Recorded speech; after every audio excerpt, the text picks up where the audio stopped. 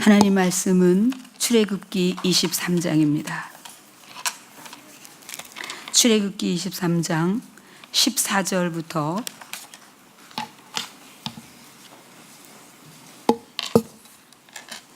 17절 말씀까지. 너는 매년 3번 내게 절기를 지킬지니라. 너는 무교병의 절기를 지키라. 내가 내게 명령한 대로 아비벌이 정한 때에 이레 동안 무교병을 먹을지니 이는 그 달에 내가 애굽에서 나왔음이라. 빈손으로 내 앞에 나오지 말지니라. 맥추절을 지키라. 이는 내가 수고하여 밭에 뿌린 것의 첫 열매를 거둠이니라. 수장절을 지키라. 이는 내가 수고하여 이룬 것을 연말에 밭에서부터 거두어 저장함이니라. 내 모든 남자는 매년 3번씩 주 여호와께 보일지니라. 아멘.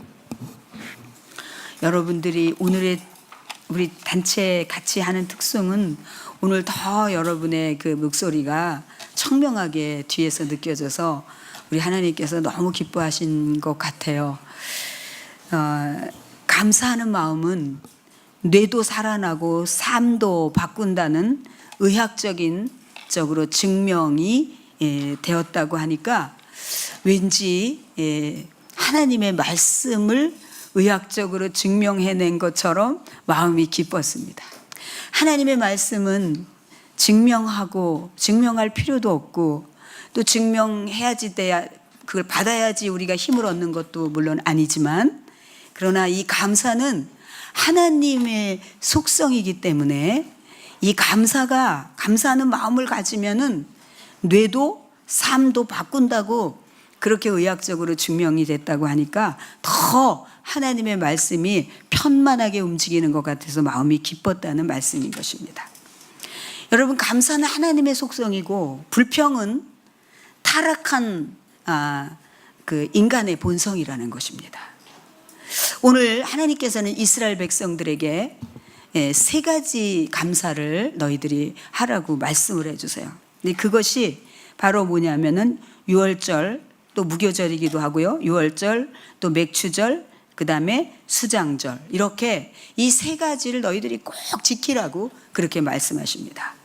여러분 잘 아시다시피 유월절은 이제 이스라엘 백성들이 출애굽을 하면서 마지막 관문에 장자들이 죽음이 나타날 때 이스라엘 백성들은 어린 양의 피를 문설주에 바르면서 이제 그 죽음이 넘어가는 의미로 유월절이라고 하고, 유월절이 바로 이어져서 이 무교절이 시작이 되는데 일주일 동안 이 누룩을 넣지 않은 떡을 먹으면서 지내는 그 의미. 그 다음에 이제 그리고 나서 7주씩 7번을 지낸 49일, 그 다음 50일째가 되는 날이 이제 맥추절이기도 하고 오순절이라고도 하고 칠칠절이라고도 합니다. 그 다음에 이제 모든 곡식을 저장할 때 하나님 앞에 감사하면서 드리는 또 절기가 있는데 그게 바로 수장절, 오늘날로 얘기하면 추수감사절과 같은 그런 3절기를 하나님께서 반드시 지키라고 명령을 하십니다. 특히 이 맥추절은 우리가 신약적인 의미에서 예수님께서 승천하신 후에 너희들이 예루살렘을 떠나지 말고 기도에 전념하라고 하시면서 약속하신 성령을 보내주시겠다라고 하실 때 50일에 이제 성령께서 강림하시고요. 성령의 강림하심이 최초 교회를 탄생하게 했기 때문에 큰 범위 내에서는, 큰 범위의 의미로서는 이 맥추절은 오늘날의 모든, 이 땅의 모든, 우리 사랑하는 교회 말고요, 이 땅의 모든 교회의 생일과도 같은 의미가 담겨져 있습니다. 자, 오늘 이렇게 이제 맥추절을 하나님께서 지키라고 말씀을 하시는 것 중에서 2가지를 조금 구체적으로 감사와 또 첫 것을 드리라고 하는 이 의미를 좀 살펴보기 원합니다. 하나님께서는 너희들이 보리의 첫 낫을 댈 때 그 첫 열매를 나에게 바치라고 말씀하십니다.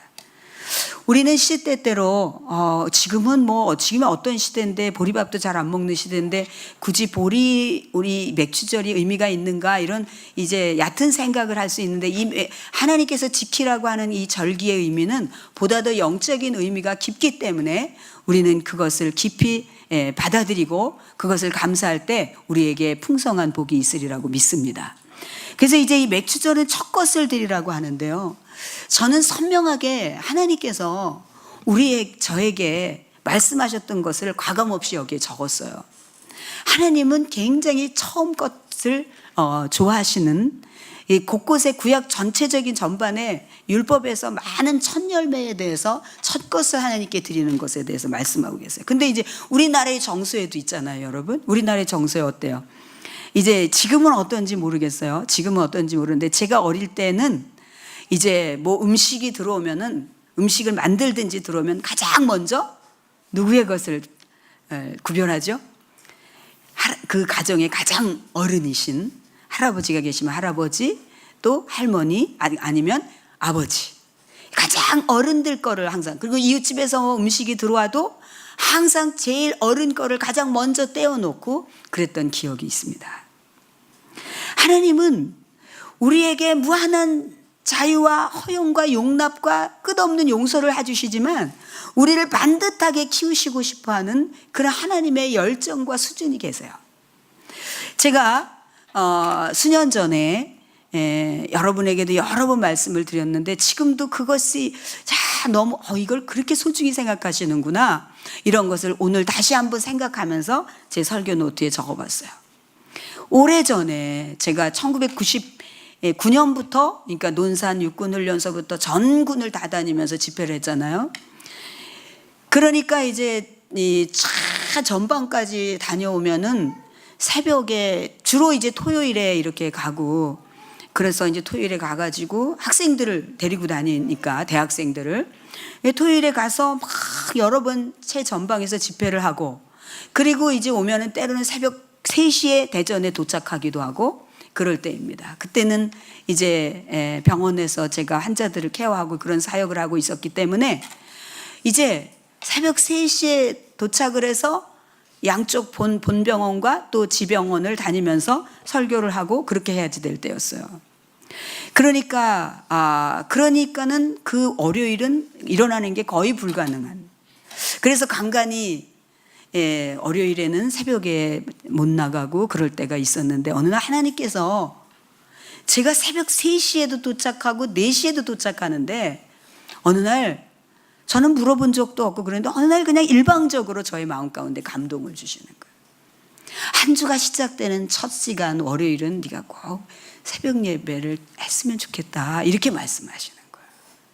여러분, 제가 얼마나 온몸을 던져서 한 대대라도 한 채 전방, 저 GOP 그 내무방까지 가갖고 집회를 하면서 얼마나 피곤한지 아는데, 월요일은 최고 절정인데도 하나님께서는 그 첫 시간에 대한 중요성을 저에게 가르치시려고 저희 그렇게 말씀하셨어요. 대부분 이 목회자들은 다 월요일은 쉬어야지 되고 새벽부터 쉬어야 되는 그런 것들이 있음에도 불구하고 하나님께서는 저에게 그렇게 요청을 하셨어요. 그 다음부터는 월요일에 못 일어날까봐 주일날 저녁에 이제 집회를 저기 해병대, 해군, 저 진주 이런 데를 가서 집회를 하고 못 일어날까봐 그냥 와서 도착해서 막 성전에다가 이 모든 악기들을 다 짐을 풀고 그리고 성전에서 잠을 잤어요. 그러면서 하나님이 말씀하신 거는 내가 꼭 지켜드려요. 별로 해드린 것도 없는데 이거 하나라도 해드려야지, 그런 마음으로 지금까지 월요일 새벽에는 꼭 하나님 앞에 나가서 하나님을 뵙고 예배하는 것이 저의 습관이, 좋은 습관을 하나님께서 길들여 주신 게 너무 감사해요. 여러분, 우리는 하나님께서 스쳐 지나가는 정도로 슬쩍 마치 내가 생각하는 것 같이 말씀하신다고 할지라도, 그런 깨달음이 온다 할지라도 여러분은 아주 깊이 받아들이고 끝까지, 우리 주님도 우리를 사랑하시되 끝까지 사랑하시는데 우리도 끝까지 주님 원하시는 걸 다 해드릴 수 있는 사랑스러운 효자 효녀가 되기를 소원합니다. 이제 주님께서는 이것을 통해서 또 가르쳐주고 싶은 것은 감사해야지 된다는 걸 가르쳐주고 있는 거예요. 여러분, 오늘 새벽에 일어나가지고요, 제가 일어나서 이제 유아실에서 잠을 자고 또 이렇게 기도하고 일어나서 4시쯤 돼가지고 밖을 내다봤어요. 그런데 밖에 바로 우리 현관 앞에 하나의 가로등이 서 있는 게 너무 감사했어요. 그래서 다른 데도 있나 보니까 다른 데는 다 껌껌한데 어쩌면 우리 교회 앞에 불을 밝히듯이 밤새 가로등이 졸지도 않고 아주 눈을 동그랗게 뜨고 그러고 있었어요. 감사하다고. 하나님 감사해요. 우리 교회 앞에 가로등이 켜져서 너무 감사해요. 그런데 누군가가 우리 교회 앞에 승용차를 주차해 놓고 바로 맞은편에 저를 보고 있는 듯한 느낌이 들어요. 괜히 제가 눈이 나빠서 전혀 안 보이는데. 그래서 얼른 제가 들어와가지고 계속 기도를 했습니다. 주님, 저분이 혹시 교회에 관심이 있는 분인가요? 네, 들어오고 싶은데 용기가 안 나나요? 그래서 계속 그 이름 모를 남성인지 여성인지도 모르겠지만 이제 기도를 했어요. 영국 작가 G.K. 제스터튼이라고 하는 유명한 작가는 이 글에서는요, 유머와 통찰력이 굉장히 뛰어나서 많은 독자들의 사랑을 받고 있는 사람이에요. 근데 이분이 이런 얘기를 했어요. 여러분, 식사 전에 기도하시지요? 참 잘하는 거예요. 좋은 일입니다. 그런데 저는 식사 전뿐만 아니라 연극을 보기 전에도, 독서를 하기 전에도, 스케치를 하기 전에도, 댄싱을 하기 전에도, 걷기를 전에도, 수영을 하기 전에도 모든 일상에서 감사합니다를 하나님 앞에 감사 기도를 드린다고 그가 그렇게 말했어요. 여러분, 우리도 그렇게 될 수 있기를 바랍니다. 우리가 어느덧 식사 기도는 이미 잘 훈련이 돼가지고 때로는 그냥 눈을 꾹 감고 뜰 때도 있지만 어쨌든 그 식사 기도를 하는 것 자체는 굉장히 너무 아름다워요. 여러분, 저도 가끔씩 생각이 나요. 제가 병원에 있을 때 정형외과 과장님이 계셨는데 이분은 굉장히 어린아이 같이 순수한 분이에요. 그래서 이제 이분의 수술이 들어가게 되면 저한테 기도를 해달라고 그러는 분이에요. 근데 이분이 병원에서 이제 이렇게 직원 식당에서 식사를 하면은 꼭 이렇게 어린애 같이 이렇게 하고, 하나님 아버지, 오늘도 이렇게 점심 막 이렇게 소리를 내면서 하세요. 그러면은 동료 의사 선생님들이 음식을 갖다가 감춰요. 빼가지고 가요. 그러면 에이 왜 이래 또 막 그러면서 의연하게 그 음식을 받아서 먹고 웃어요. 근데 사람들이 믿지 않는 의사 선생님들, 동료들, 선후배들을 이 과장님을 좋아해요. 어떤 사람은 그냥 사람들에게 쑥스러워서 기도도 안 하고 그냥 뭐 이렇게 코를 긁는 척하고 하다가 안 할 수는 못하고 이러니까 하거나 아니면 안 하거나 뭐 다 하시죠. 감사한 거 막 이러고 넘어가기도 하는데, 이분은 꼭 이렇게 하고 소리를 내가지고 하나님 아버지 막 이러면서 근데 그걸 누굴 들으라고 한 것도 아니, 그 스타일이에요. 그래요. 이게 사람 별로 의식하지 않고. 여러분, 저는 이제 영화를 보러 갈 때는 꼭 기도를 하거든요. 왜냐하면 제가 그 영화를 보러 갈 때는 굉장히 많은 투자거든요. 이 공기도 나쁜데, 저는 공기에 굉장히 민감한데, 공기도 나쁜데 가서 제가 한 2시간에 있어야 되고 막 이러니까 주님, 저기서 주는 메시지를 제가 반드시 좀 많은 교육을 좀 건지고 오고 싶은 거예요, 항상. 그래서 제가 항상 영화관에 가면 간절히 기도를 하는데, 걷기를 할 때도 하기 전은 하진 않았지만 걸으면서 기도를 하고, 수영할 때는 안 했는데 막 이런 생각을 해봤어요. 이 평범한 얘기인데, 이게 평범한 얘기인데 하나님께서 여러분들에게 너희도 그렇게 해봐, 여기서 본받으라고 그러시는 거예요. 할렐루야.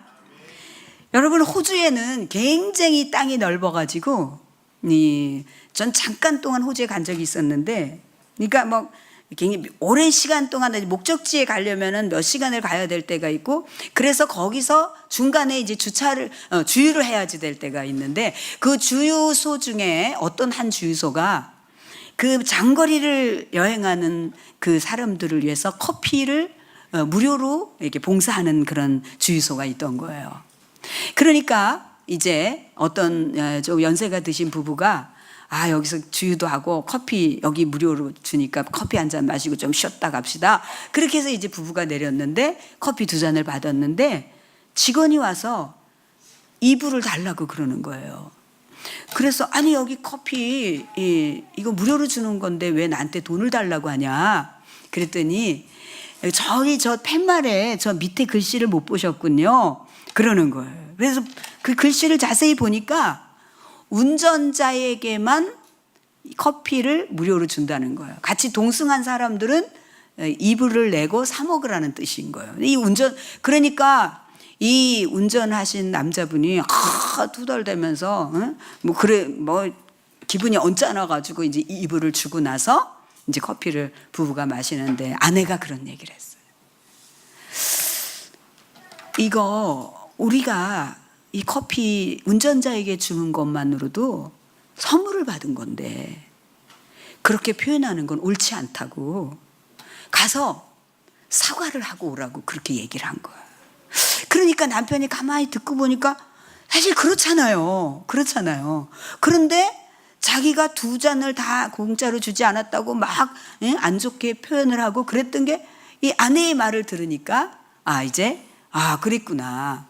이건 우리가 한 잔을 선물 받은 게 얼마나 감사한데. 그래서 직원에 찾아가 가지고 미안하다고 얘기를 한 거예요. 내 생각이 짧았고 고맙다고 얘기를 한 거예요. 여러분, 어떤 대기업에서는요, 이 정책 그 전략을 이렇게 어떻게 하면 사업을 잘 할까라고 할 때, 그런 절대로 손님에게 서비스를 주지 말라고 그런대요. 그러니까 예를 들어서 커피 한 잔을 주었는데 또 서비스로 뭘 하나 더 준다든지 이걸 하지 말라고 그런대요. 그 교육을 시킨다는 거예요. 이게 왜 그러냐면, 그러면 반드시 그 손님은 떨어지게 돼 있다는 거예요. 여러분 이해가 되세요? 아니 왜 서비스를 받았는데 왜 손님이 떨어지지? 그 서비스를 받다가 어느 날 그 서비스를 안 주면 서운한 거예요. 이게 우리 인간이에요. 지금까지 받은 것에 대한 감사가 아니라, 왜 지금까지 줬는데 왜 지금 오늘은 나한테 왜 특혜를 안 주지? 그 서운해가지고 발을 끊기 시작한다는 거예요. 여러분, 이 말은 어떤 의미인가 하면, 우리가 일상에서 받는 이런 모든 것들을 당연하게 생각하지 말라는 뜻입니다. 정말 특별한 선물을 너무나 많이 받고 있는 거예요. 여러분, 이게 유아실에서 이 창문을 조금 열어놓고 자면 그 속에서 이렇게 좋은 공기가 들어오잖아요. 감사하다. 너무 감사하다. 여러분, 우리가 오늘 여기까지 살 동안에 하나님께서 막 무상으로 공기를 우리에게 막 나눠주셔가지고 감사하다는 생각 한 적도 없이 당연한 것처럼 우리가 그렇게 사는 게 한두 가지가 아니잖아요, 여러분. 우리가 감사하는 마음이 그냥 큰 거 말고 일상에서 이래서도 감사하고 저래서. 오늘 이 찬양이 시작이 되는데 너무 이게 웅장한 거예요. 그래서 보니까 우리 선우 형제가 드럼을 치죠. 근데 또 둥둥둥, 이게 누가 베이스 기타 소리인데, 이러고 보니까는 태인이가 이렇게 베이스 기타를 잘 치는지 몰랐어요. 네가 언제 그렇게 엊그저께 배운 것 같은데, 그래가지고 막 이렇게 탁 받쳐줘. 감사합니다. 오늘 하나님 앞에 다 동원돼가지고 하나님을 감사를 드릴 수 있다는 것도 감사하고, 오늘 새벽에 제가 시간이 없어가지고 운전을 하면서 성도들을 위해서 막 미처 시간이 안 돼서 기도 못한 성도들의 이름을 부르면서 운전을 하면서 막 기도를 하고 갔거든요. 근데 어디를 가는데, 근데 그게 감사한 거예요. 주님, 내가 이렇게 사랑할 성도가 있는 게 너무 감사하고, 그런데 이 이 성도를 내가 목회하기에 난 너무 부족해서 어렵다고 막 그렇게 하나님 속썩인 것도 너무 미안하고 하나님 앞에도 미안하고 내가 우리 성도들하고 어떻게 떠나 막 이런 막 이 다음에도 제가 여러분 천국에 하나님이 저를 부르실 때 여러분 때문에 조금만요 하나님 그럴 것 같아요. 조금만 더 제가 떠나면 너무 우리 성도들이 너무 슬퍼하지 않겠어요 아버지 막 이럴 것 같아요. 오늘 제가 운전을 하면서 제가 하나님 앞에 막 하나님 아무개 집사 막 이렇게 하면서 막 목적지까지 가면서 제가 하나님 앞에 그 감사를 했어요.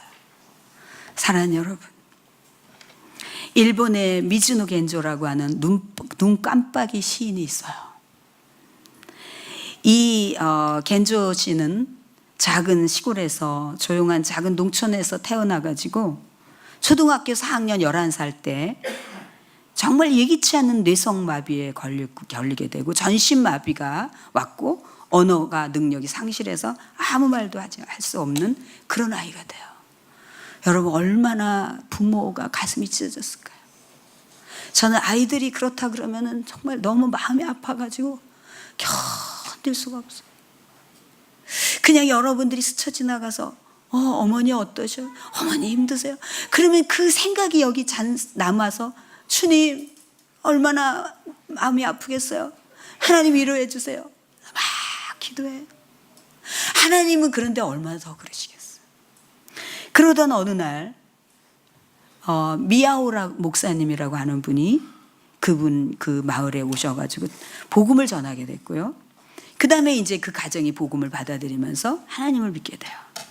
그러면서 성경을 읽으면서 이제 이 겐조 씨는 자신의 존재의 의미와 가치를 알게 되고, 그리고 나서는 1981년도에 일본 NHK라고 하는 교육방송에서 그 프로그램에서 이분의 그 눈 하나밖에 깜빡일 수 없는 이 눈 깜빡이 시인을 소개하면서 많은 사람들에게 감동을 줘요.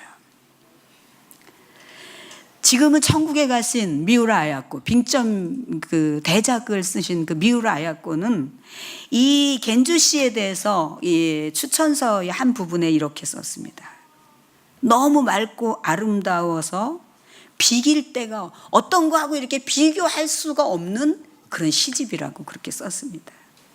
겐조 씨는 시로 하나님을 찬양하고 하나님의 사랑을 전하고 그런 마음으로 그렇게 살았어요. 45세가 될 때까지 1937년부터 1985년까지 그렇게 살았어요.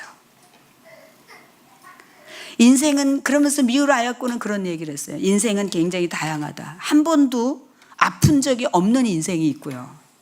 태어나서 한 번도 일어나 본 적이 없는 인생도 있고요. 하나님을 찬양하는 인생도 있고요. 한 번도 하나님의 이름을 불러본 적이 없는 인생도 있어요.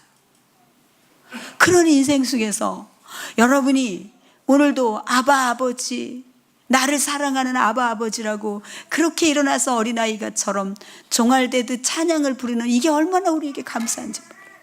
얼마나 특별한지 몰라요. 이 겐조 씨의 감사에 대한 시를 여러분에게 읽어주겠습니다. 햇살을 받으며 조카딸이 손톱을 깎아주었다. 벚꽃을 바라보며 재수씨가 머리카락을 잘라주었다. 눈 녹는 소리를 들으며 동생이 목욕을 시켜주었다. 이른 봄에 달을 보며 하나님의 은혜에 감사드렸다. 여러분, 이른 봄에 달을 보면서 하나님의 은혜를 감사. 비록 눈 깜빡이 인생으로만 살았지만 눈을 깜빡이면서 소통을 하고 그게 단어가 되어서 그 시집을 4권이나 쓰고 그렇게 45년 동안 살다가 갔지만 얼마나 맑고 깨끗한 인생이었습니까? 온갖 모든 것을 가지고 있지만 하나님을, 영의 아버지를 알아보지도 못하고 인생의 고아처럼 살아가는 사람들이 아닌, 이른 봄에 달을 보면서 하나님의 은혜를 감사드리고, 그리고 이제 자신을 돌보던, 그 오랜 동안 그렇게 자신을 돌보던 어머니가 얼마나 건강이 나빠지셨겠어요. 온 몸을 움직이지 못하고 있는 그 아들, 장성한 아들을 돌볼 때 그러면서 어머니가 먼저 천국에 가죠. 근데 그 겐조 씨는 어머니가 천국에 갔을 때도 담담하게 하나님께 감사 기도를 드려요. 자기를 가장 근거리에서 보호해 주던 엄마가 떠났는데도 감사 기도를 드리면서 훗날 하나님 앞에 가서 만났겠지요, 여러분. 사랑하는 여러분, 오늘 하나님의 속성인 감사가 우리 모두 회복되기를 축복합니다. 일상에서 더 많은 감사. 여러분, 우리가 잡을 수 있고 걸을 수 있고 뛸 수 있고 볼 수 있고 말할 수 있고 들을 수 있고 이런 모든 것이 겐조 씨에게 너무 미안할 정도로, 아니 이 땅에 원치 않는 장애를 가지고 그래도 감사를 잃지 않고 살아가는 그 많은 우리의 이웃들, 우리의 선생들, 그들을 생각하면서 오늘 이 맥주절을 맞이해서 우리 모두가 감사를 회복하고 충만해지는 우리가 되기를 소원합니다.